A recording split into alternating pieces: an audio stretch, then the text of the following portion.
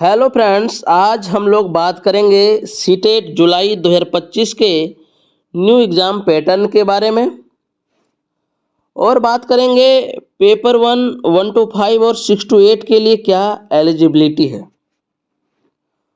और चर्चा करेंगे क्वालिफाइंग मार्क्स को लेकर। आप सभी को पता है कि जनरल वालों के लिए क्वालिफाइंग मार्क्स 90 मार्क्स है, लेकिन खासकर SC ST OBC कैंडिडेट को काफ़ी कन्फ्यूजन रहता है कि उनका क्वालिफाइंग मार्क्स क्या है। तो उनका क्वालिफाइंग मार्क्स 82 है, 82.5 है या 83 है, इन पर भी चर्चा करेंगे।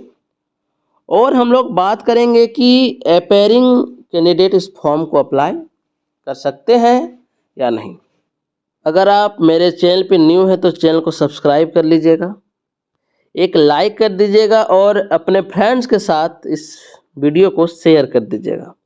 अगर आप मेरे टेलीग्राम चैनल से जुड़ना चाहते हैं तो शिक्षक रितेश BPSC सर्च कीजिएगा, नहीं तो मैं यह लिंक डिस्क्रिप्शन में डाल दूंगा, आप वहां से डायरेक्ट जुड़ सकते हैं।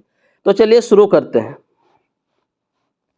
बात करते हैं सीटेट पेपर 1 का जो परीक्षा मोड है वो किस प्रकार होगा, यानी ऑनलाइन होगा या ऑफलाइन होगा। तो इसका आंसर है ऑफलाइन। लॉकडाउन के समय इनका एग्ज़ाम ऑनलाइन लिया जा रहा था, लेकिन अभी जो है फिलहाल इसे ऑफलाइन मोड कर दिया गया है। अब बात करेंगे कि आप अगर 12th प्लस DLED हैं तो आप 1 to 5 के लिए एलिजिबल हैं। अगर आपका क्वालिफिकेशन ग्रेजुएशन प्लस DLED है तो आप 1 to 5 और 6 to 8 दोनों के लिए अप्लाई कर सकते हैं। तो चलिए देखते हैं आगे। बात करते हैं कि अपीयरिंग कैंडिडेट इस फॉर्म को अप्लाई कर सकते हैं या नहीं। तो आप बिल्कुल अप्लाई कर सकते हैं। अगर आप अपीयरिंग में हैं, एक सेमेस्टर का एग्ज़ाम दे चुके हैं, तो आप बिल्कुल इस फॉर्म को अप्लाई कर सकते हैं। चलिए अब बात करते हैं इनमें विषयों की संख्या कितनी है। अगर बात करें विषयों की संख्या की तो इनमें विषयों की संख्या 5 है। चलिए अब बात करते हैं उन 5 विषयों के बारे में।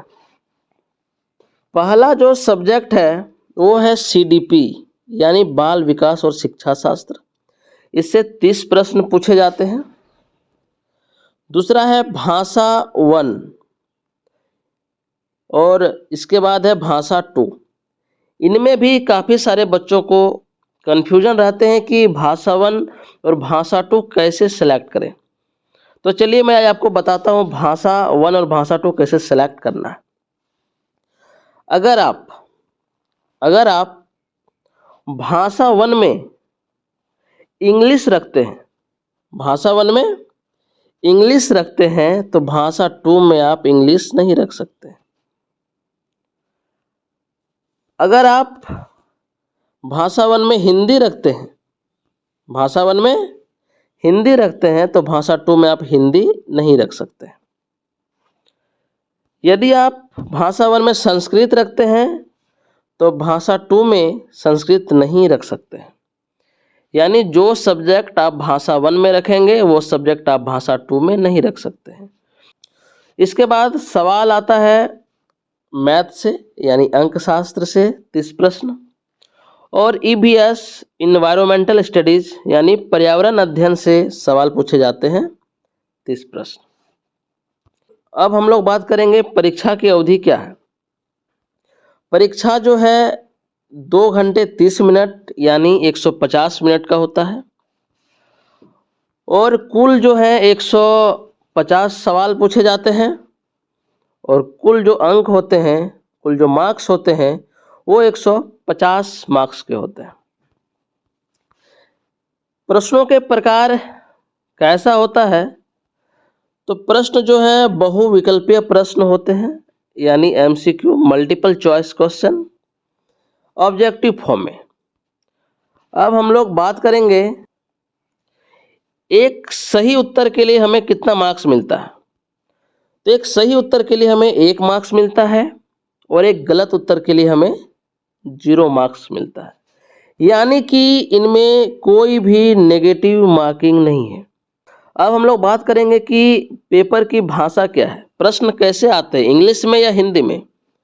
तो प्रश्न की बात करें तो प्रश्न हिंदी और इंग्लिश दोनों में आते हैं। आप अपने सुविधानुसार क्वेश्चन को हिंदी या इंग्लिश में पढ़कर आप उनका आंसर कर सकते हैं। अब बात करते हैं कि क्वालिफाई करने के लिए हमें कितने मार्क्स की ज़रूरत होती है। तो जनरल वालों के लिए आप सबको पता ही है कि 90 मार्क्स यानी 60% चाहिए होता है। लेकिन SC ST OBC कैटेगरी वालों को कन्फ्यूजन रहता है कि कितना मार्क्स चाहिए। तो आपको बता दें कि SC ST OBC वालों के लिए क्वालिफाई करने के लिए जो मिनिमम परसेंटेज है वो है 55%, यानी 82.5 मार्क्स। लेकिन मेरा मानना है कि आप मिनिमम 83 मार्क्स लाइए, ये आपका सेफ स्कोर है। 83 मार्क्स जो है ये आपका सेफ स्कोर माना जाता है। वैसे तो आप 82.5 में भी क्वालिफाई हैं, लेकिन 83 आने से आप सेफ जोन में हैं। तो आप लोगों को ये वीडियो कैसा लगा कमेंट में बताइएगा, और इस चैनल पे न्यू है तो चैनल को सब्सक्राइब कर लीजिएगा और अपने दोस्तों के साथ शेयर कर दीजिएगा, और मेरे टेलीग्राम चैनल पर जुड़ जाइएगा, वहाँ मैं ये PDF शेयर कर दूंगा जहाँ से आप लोग डाउनलोड कर सकते हैं। तो चलिए फ्रेंड्स, मिलते हैं अगले किसी नए टॉपिक के साथ। धन्यवाद।